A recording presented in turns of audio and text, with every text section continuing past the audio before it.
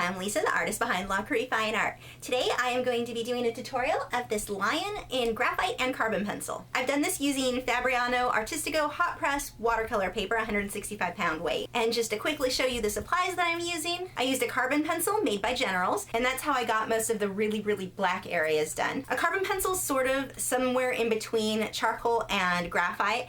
It's going to get a lot darker than graphite. It's softer than graphite, but not quite as soft as charcoal. Next, in my mechanical pencil, I am using AN 4B 0.5 lead. This lead will get so much darker than even a 9B pencil. It is so nice and soft, and it's amazing. I can't find this in any of the stores here in the States, so I order it from a website that I will link below in the video description. For most of the shading that I've done, I've used a blending stump, and for my erasers, I used three main kinds. One, an electric eraser. Next, my Tombow eraser, which has a very thin tip. Next, a Pentel click eraser, and what I do on this one is take a razor blade and cut at an angle two sides so that I have a nice point. I have new video critiques every Tuesday where I'm critiquing your original paintings and drawings, my own speed paintings, drawings, and tutorials every Wednesday, and vlogs most weekends. So make sure you subscribe and follow me on Facebook, Twitter, Instagram, all those social media sites, links below in the video description to keep up with news and my newest work. Now, on to the tutorial.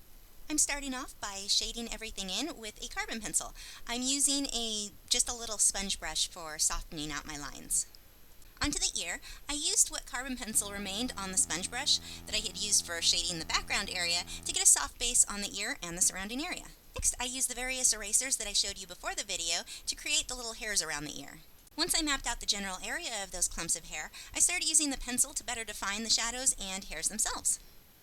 Throughout this piece, I will continuously go back and forth between the erasers and the pencils to create the texture of fur. For the eye, I used my mechanical pencil first to keep full control of all of the tiny detail. Working again with a pencil, I'm building up more of the defined fur on the outside of the face and into the black background.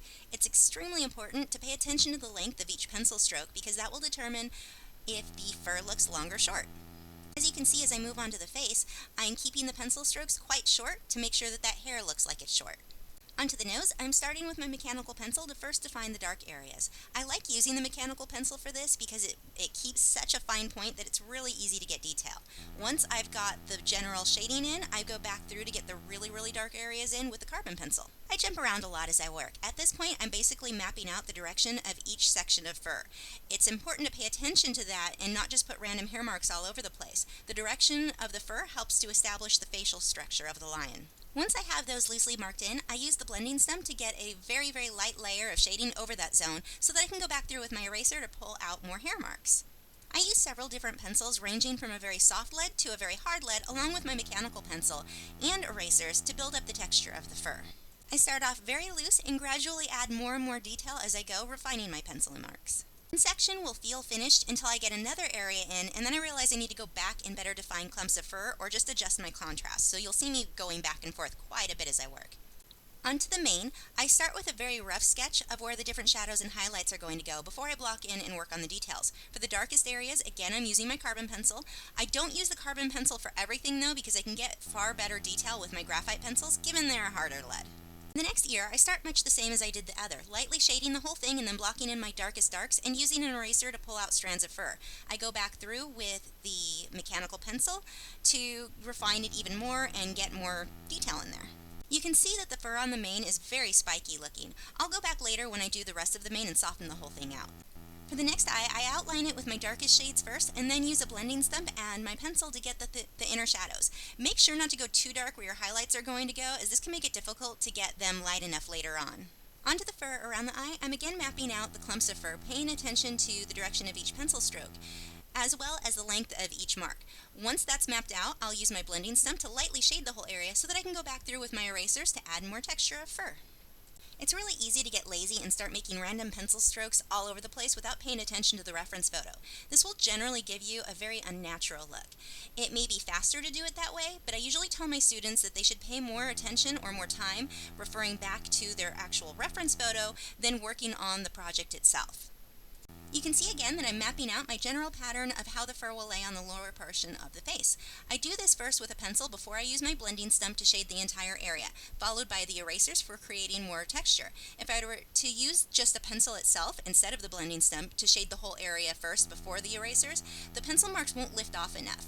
By using the blending stump to lightly shade, it allows the erasers to more easily lift the pencil marks from the paper. The exact same thing is done for the front of the muzzle, again paying very close attention to the direction of the fur along with the length of each pencil mark. I say that again and again because it really is so important.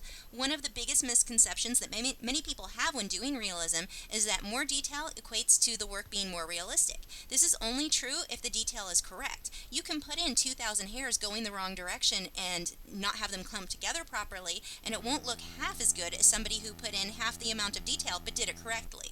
The detail has to be correct in order to make it worth your time. Sure, you can have a few hairs out of place, but overall you need the movement and the direction and the length of each fur to be accurate. Also, you don't want every single stroke to be the exact same. Pay attention to the variation in your subject's fur in your reference photo. The fur on the chin is done the same way, but with the hairlines getting gradually longer towards the bottom and being kept quite short closer to the mouth. Onto the fur on the neck. It is done pretty much the same way as on the face, only now the pencil marks need to be longer and softer to create the proper texture. For the fur that is long and soft, avoid trying to pencil in each individual strand. That will cause the fur to look really wiry. Instead, the majority of your lines should really be softer shadows and clumps of fur, along with a few individual strands thrown in. Once everything is mapped out, I go back through with my darker pencils and erasers to better define areas that need more detail. For the whiskers, you'll notice I've left them pretty light to begin with. Later on, I'll come back through with my erasers once all the other shading is done to brighten those whiskers back up. The fur on the side of the neck is quite a bit darker, so here I use a darker pencil to map out the shape and length of each pencil stroke than I had previously used on the rest of the lion's face. This way, when I go back through and shade over it with my blending stump, I'll still be able to see those lines. You can see here, before I put much detail in, the less detail and lines I have on the mane, the softer it looks. The more detail you add, the rougher the coat will become. While at first glance, it may appear that the mane could be done with a few long wavy lines, this won't look right. Those waves are really formed from shorter, slightly curved clumps of fur, not long wavy strands.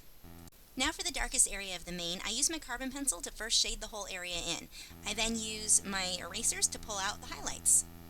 Now that I have the darkest portion of the mane in, I can better judge where I need more shadows in the upper portion of the mane and around the face. I use the same blending sponge to shade those areas in before going over them with an eraser and pencils for more definition. At this point, many people could call this finished, but when I hit the point where I think something's done, I usually take a break, walk away from it, and spend one more day after that refining details to get even more of a realistic look.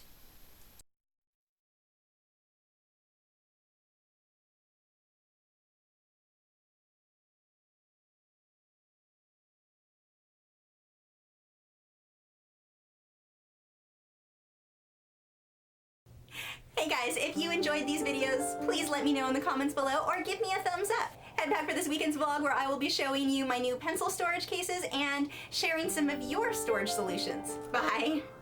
Roar.